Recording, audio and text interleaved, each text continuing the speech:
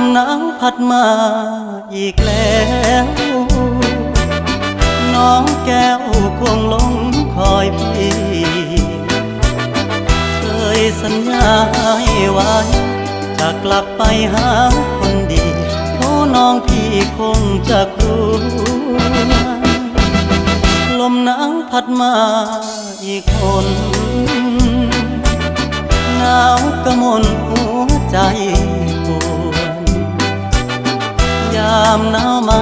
ห่างน้องเจ้าคงมองและรำครวญลมหนาวจะหวนกลับไปฟ้าเอ่ยโปรดเห็นฟ้าโปรดเป็นพยานให้ความรักยังไม่คลอนนิรันดร